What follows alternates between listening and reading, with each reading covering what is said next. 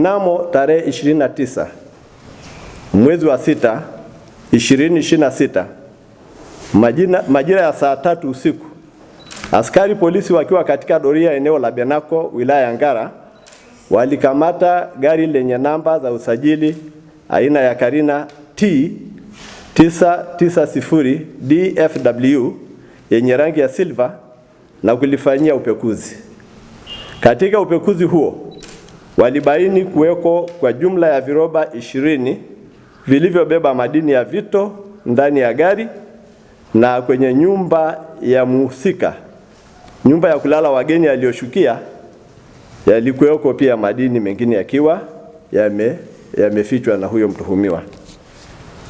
Ndugu wanahabari, madini yaliyokamatwa yanamilikiwa na bwana aliyejulikana kwa jina la Petro Marco Kihiga, ambaye ni mmiliki wa leseni ya udalali wa madini ya vito, leseni namba BL 0266 LND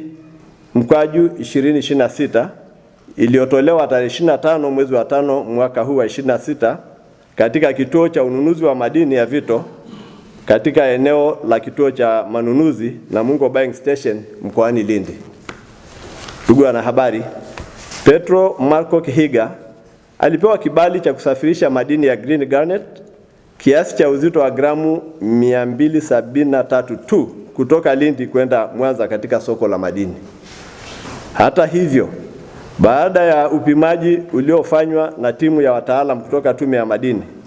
ilibainika kuwa uzito wa madini ambayo alikamatwa nayo mtuhumiwa ni kilogramu 627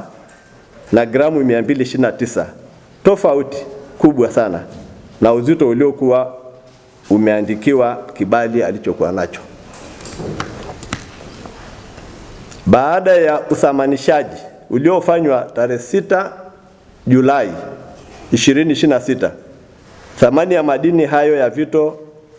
ilipatikana kuwa ni shilingi milioni 10,986,761,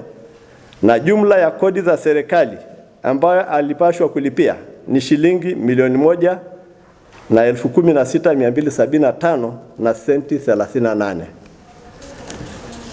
Kwa kutumia kanuni za madini, kanuni ya ufililishaji wa makosa za mwaka 2022, mtuhumiwa alikiri makosa na akalipa faini. Ndugu wanahabari, sambamba na tukio hilo hapo juu, tulipata tukio jingine tarehe 1 Julai 2026 majira ya saa 7 mchana, ambapo askari polisi katika eneo la Benako alimkamata mtu aliyekuwa amepanda gari aina ya gari la International Transit IT akiwa na begi lenye madini ya dhahabu. Mmiliki wa madini hayo alikiri kuwa kweli ni madini ya dhahabu na alikuwa anayasafirisha kutoka Kahama mkoani Shinyanga kwenda Rusumo mpaka wa Tanzania na nchi jirani ya Rwanda bila kuwa na vibali vyovyote. Ndugu wanahabari, baada ya utambuzi na uthamanishaji uliofanyika tarehe 2 Julai 2026, ilibainika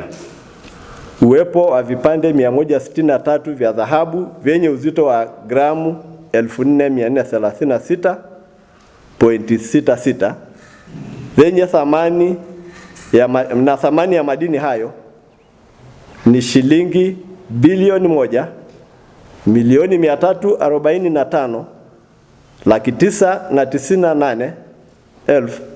1,345,998,291 na senti 67, na jumla ya kodi za serikali ambazo zilipashwa kulipiwa ni shilingi milioni 125,850,840 na senti 27 tu. Ndugu wanahabari, vile vile mnamo siku ya tarehe 4 Julai 2026 alikamatwa mshirika wa mtuhumiwa hapo juu akiwa na vipande vingine vya dhahabu,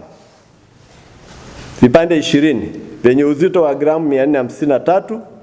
ambavyo na vyenyewe vimekutwa vina thamani ya shilingi milioni 144,287 144,127 milioni 144,287,127 na senti 11,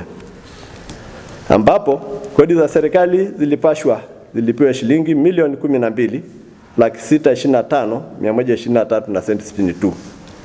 Mtuhumiwa huyo naye ameunganishwa na mwenzake hapo juu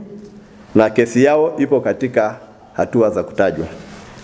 Ndugu wanahabari, kwa pamoja timu ya wataalamu ilibainisha kosa la watuhumiwa kwa mujibu wa sheria ya madini sura namba 123 ni kumiliki madini bila ya kuwa na vibali kinyume na kifungu cha 19 cha sheria ya madini. Watuhumiwa wa madini ya dhahabu wamefunguliwa kesi na mpaka sasa hatua za kisheria zinaendelea kuchukuliwa dhidi yao. Ndugu wanahabari, serikali ya awamu ya 6 chini ya uongozi wa Mheshimiwa Rais Dr. Samia Suluhu Hassan inaendelea kuimarisha juhudi za kukabiliana na utoroshaji wa madini unaofanywa na baadhi ya watu wasio waaminifu. Katika kipindi cha Julai 2025 hadi Machi 2026, madini yenye thamani ya shilingi bilioni 3 na milioni 310 yalikamatwa katika matukio 55 nchini kote. Ndugu wanahabari, serikali imejipanga vyema kuendelea kusimamia sekta ya madini kwa kufuata sheria na kanuni zake, kwa kushirikiana na wadau wote, wachimbaji wadogo, wachimbaji wakubwa, wafanyabiashara wa madini, taasisi ya TRA, kamati za usalama za mkoa na za wilaya, na lengo letu ni kuhakikisha aina zote za madini yaliyoko nchini yanasimamiwa vyema yaweze kuchangia pato la taifa kadri uzalishaji wa madini hayo unavyopatikana. Ndugu wanahabari, natoa wito kwa wachimbaji na wafanyabiashara wa madini kuendesha shughuli zao kwa kufuata sheria na kanuni zilizowekwa na wajiepushe na biashara haramu ya utoroshaji madini. Vile natoa wito kwa vyombo vya dola kuendelea na juhudi za ukaguzi na upekuzi ili kukabiliana na uhalifu na utoroshaji wa madini.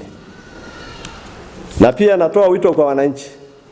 waendelee kushirikiana na vyombo vya dola kwa kutoa taarifa za watu wanaobainika kwamba wanajishughulisha na biashara haramu ya madini. Aidha, kwa mtu yeyote atakayekamatwa kwa utoroshaji madini, hatua kali zitachukuliwa dhidi yake, ikiwemo kushtakiwa kwa kosa la uhujumu uchumi na pia utakatishaji wa fedha.